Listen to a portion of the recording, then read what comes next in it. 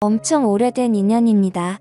어디다 자랑하고 다닐 만한 이야기는 아니지만 저한테는 또 소중히 간직하고 싶은 아름다운 추억이다 보니 대나무 숲에다 임금님 귀는 당나귀 귀라고 외치는 심정으로 이렇게 여러분들께 제 이야기를 들려드리려고 합니다.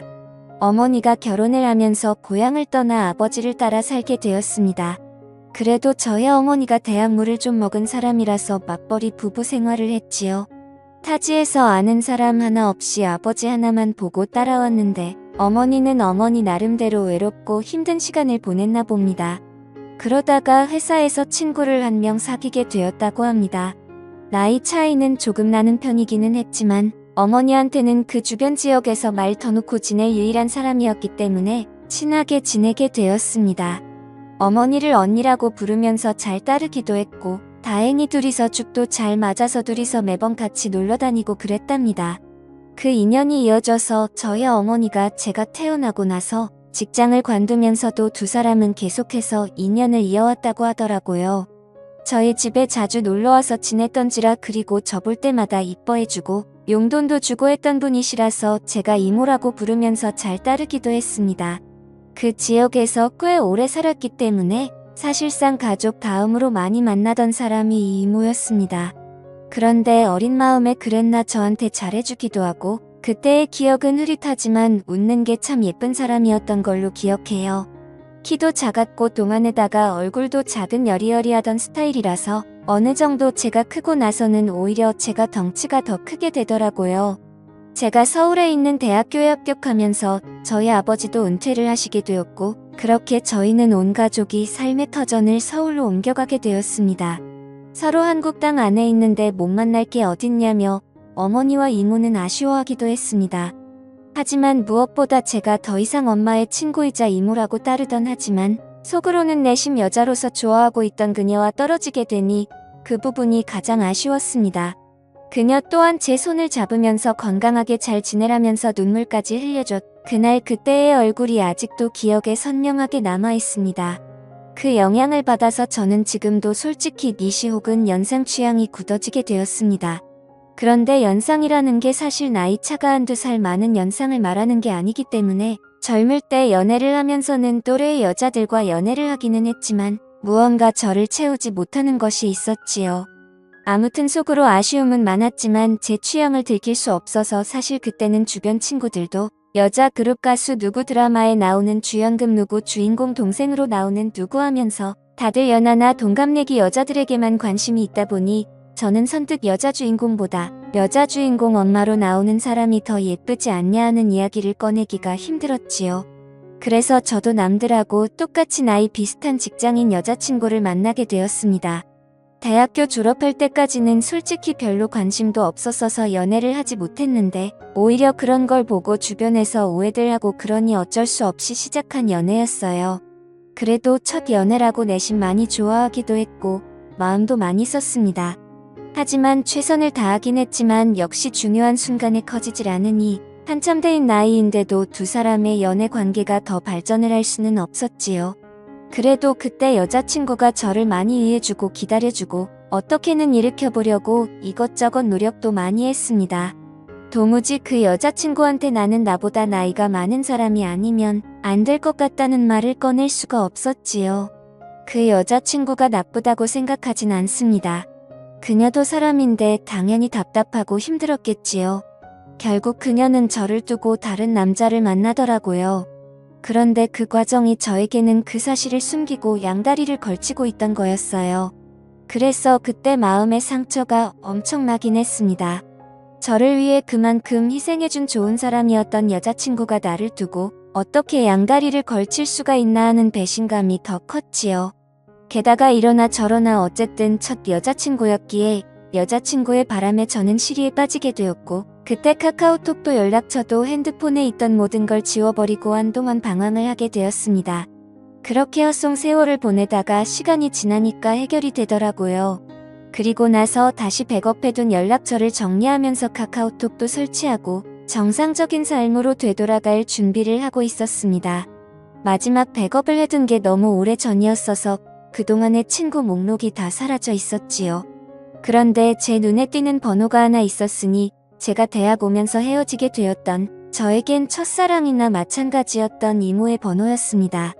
10년 동안 같은 번호를 쓰고 있던 건지 카카오톡에 자동으로 친구 등록이 되면서 오랜만에 이모의 사진을 볼 수 있었습니다. 작은 핸드폰 화면에 작은 사진으로 보니 괜히 떨리더라고요.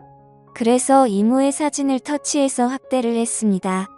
여전히 작고 아담한 체구도 그대로였고 얼굴살이 조금 더 빠졌을 뿐 저를 설레게 했던 미소는 여전하더라고요.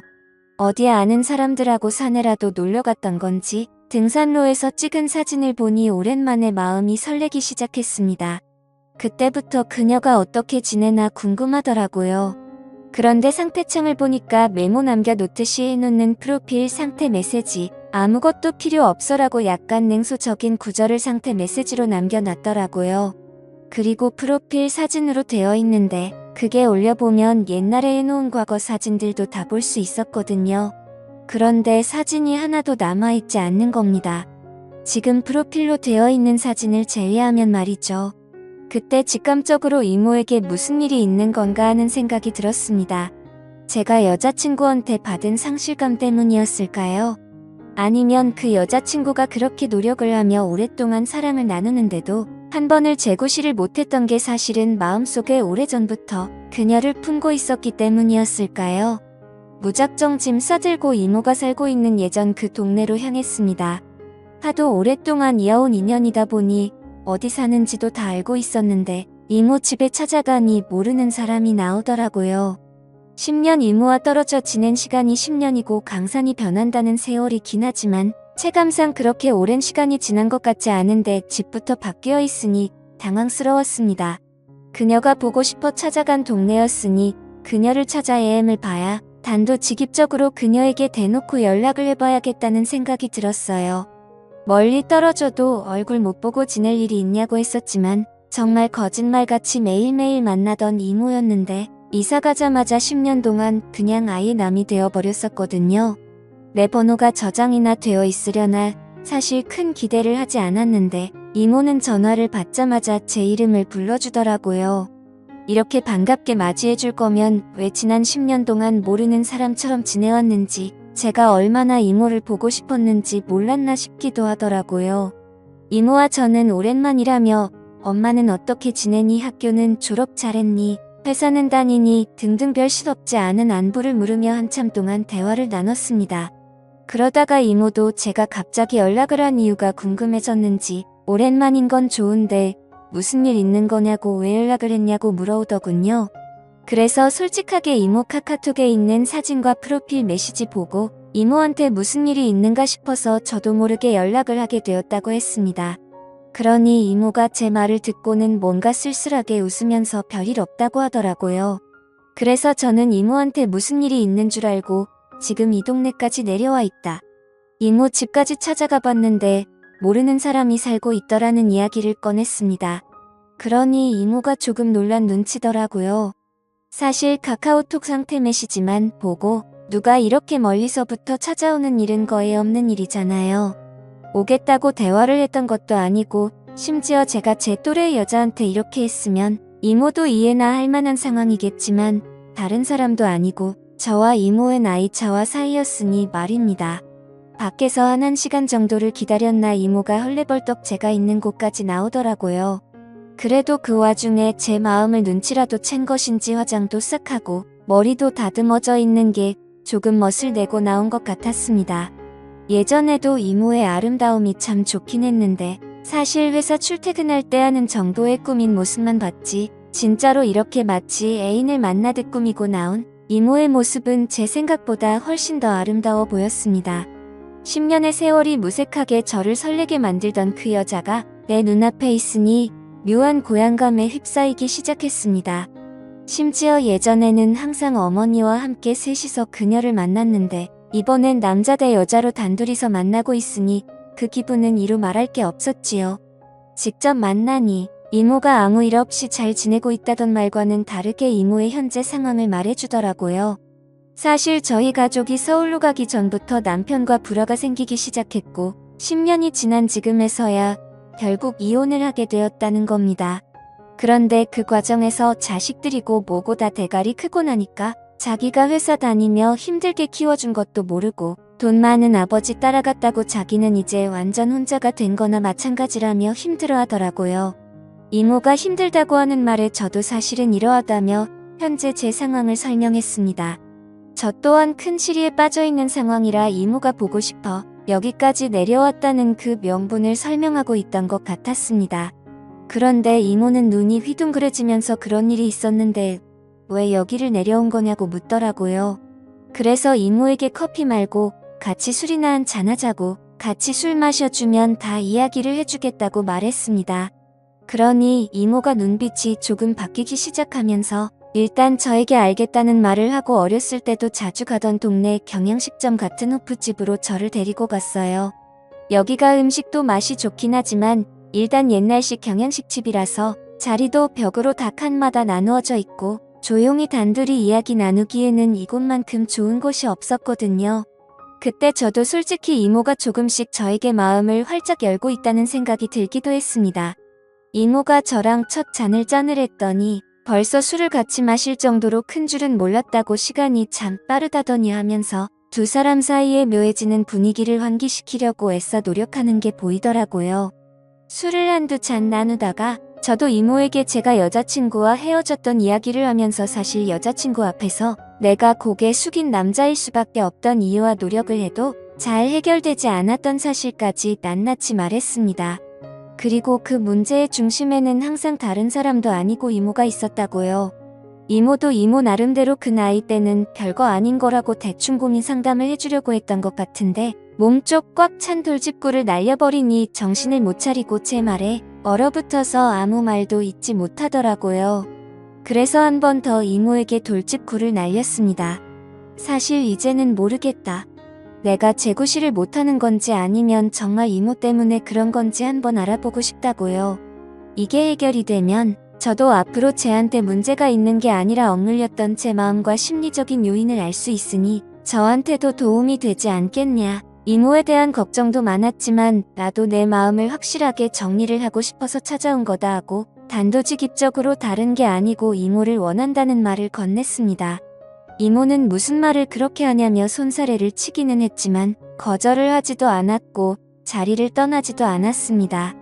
역시는 역시인가 술 앞에 장사가 없다더니 결국 이모도 이모 스스로 맨정신으로는 할 수 없겠다는 결론에 도달한 건지 나름 이건 우리가 암묵적인 동의를 하긴 했지만 실수나 마찬가지인 거라고 대의 명분을 만들려던 상황이었지요. 이모는 가족들과 떨어져 나와 혼자 지내고 있으니 집에 혼자서 지내고 있었어요. 집까지 데려다 달라는 이모의 말이 시간이 늦었으니까 자고 가라는 말이 앞으로 일어날 일에 대해서 의심을 넘어 확신이 되어가고 있는 상황이었습니다. 여자친구와 분위기도 많이 만들고 이런저런 시도는 많이 해봤지만 실제로는 단 한 번도 해본 적이 없으니 많이 긴장이 되기도 했습니다만 솔직히 걱정할 게 없었습니다. 이모가 알아서 잘해줄 거라는 생각이 들었거든요. 여자친구와 이런저런 시도를 할 때와는 전혀 달랐습니다. 이미 이모를 부축하고 이모의 집까지 가는 동안 저는 이미 준비가 되어 있었거든요. 저에게 있어서는 오래된 첫사랑이자 제 어머니에게는 둘도 없는 고향 친구 같은 사람이었습니다. 그 오묘하고 복잡한 인간관계 속에서 그 중심에 내가 있다니 오히려 그게 더욱더 저를 설레게 하더군요. 게다가 저는 이미 10년이 아니라 아마 철들었을 때부터 계속 이모를 제 곁에 두고 싶어 했었으니 말입니다. 다음날 아침이 돼서야 이모는 걱정이 되기 시작했나 봅니다. 실수라고 하기에는 이미 서로가 의도한 대로 되었다는 걸 알고 있기에 후회해도 이미 때는 늦은 상황이었으니 말입니다. 저도 직장인이기에 결국 주말을 보내고 나서 서울로 돌아가야 했습니다만 그녀의 매력에 첨벙 빠지고 말았습니다. 그녀도 은퇴를 한 상황인데 굳이 뭐하러 제가 매주 주말마다 지방까지 내려와야 하는지 싶어서 아예 그녀에게 생활 정리하고 서울로 올라오라고 제안을 했지요. 그녀는 저한테 버림받을까 두려움이 있었는지 주저하더라고요. 그래서 제가 그녀에게 다시 확신을 줬습니다. 당신은 내가 10년이 넘는 세월 만에 겨우 내 것으로 쟁취한 사람이라고 이제는 절대 놓치지 않을 거라고요. 제가 어머니한테 결혼하고 싶은 여자가 있다 하여 그 자리에 이모를 데리고 나갔을 때 어머니는 뒷목을 잡고 쓰러질 뻔했습니다. 어차피 저는 취직 후에는 집에서 나와 혼자 살고 있었는데 집에서는 허락받지 못한 만남이기에 결국 이모와 둘이 살림을 합쳐서 지내게 되었지요. 언젠가는 부모님도 저와 이 이모의 사이를 인정해줄 그날이 올 거라고 믿어 의심치 않습니다. 그때까지는 좀 오랜 시간이 걸리겠지만 지금은 최선을 다해서 지금의 만족스러운 삶을 유지해 보려고 합니다. 오늘의 사연은 여기까지네요. 긴 사연 끝까지 들어주셔서 감사합니다.